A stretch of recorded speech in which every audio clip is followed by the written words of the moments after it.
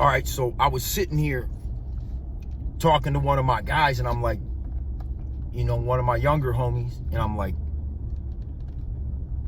man, like, I know I be kind of hard on you sometimes.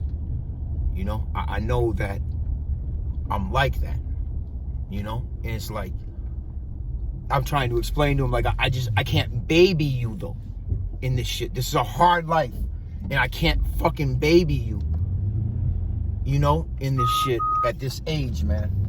So,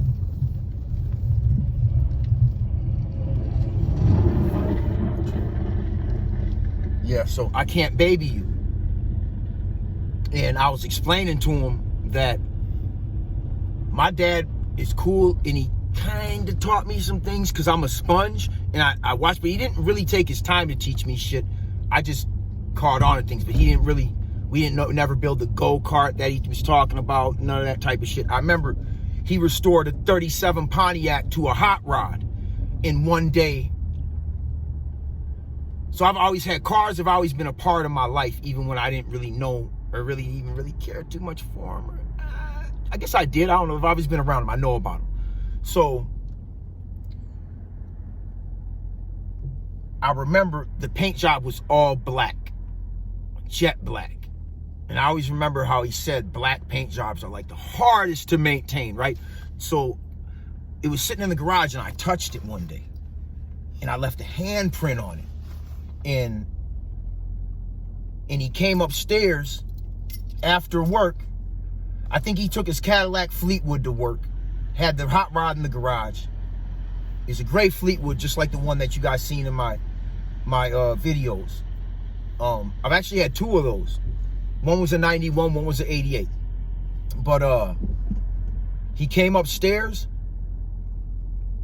and normally when I hear the garage door open, right when I hear the garage door open, I make my way up the stairs to the living room, out the front door. As he's coming in, getting out of the car, I'm moving back around the outside of the house, rotating back inside of the house as he's making his way upstairs, trying to avoid this motherfucker at all costs for whatever reason, okay? So this day I'm outside and don't hear the garage door. And I turn around, and he's right in my face, and he's like, "Don't you ever fucking touch my fucking car again!" Right in front of one of my homies, man. And I'm trying to explain to my little homie that, like, he don't know. Like, I used to get punched in my head, all type of shit. I used to do fucked up shit, though.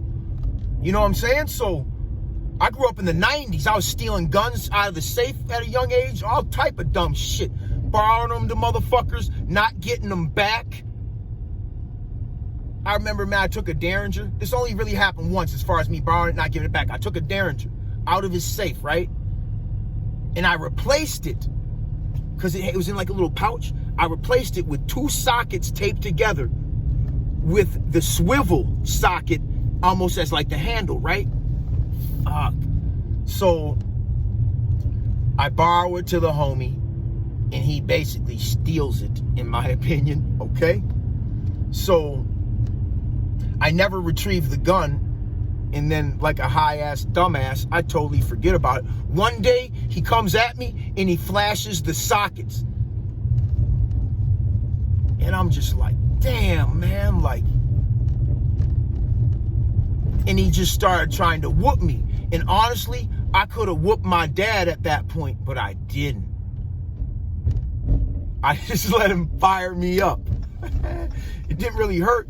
He really couldn't put in no work. My dad's kind of fat, though. So I think he eventually, like, kind of sat on top of me and kind of squished me a little bit. But I really wasn't fighting back. It was a fucked up scenario, you guys. So I had a pretty hard upbringing, but I needed to have that military type in your fucking face. You left a fucking fingerprint on my fucking hot rod to go through and survive the 90s, okay? So I be trying to explain to my guy, I'm not really that hard on you, man, but I can't baby you through this shit. Now, I don't be trying to yell and snap on motherfuckers, but this is militant shit, so you can't, it's not, I just can't be cool about this shit. serious, you guys. You know? But all right, I'm out on that note. You know, that's a little bit of like my background. A little bit of it, you know?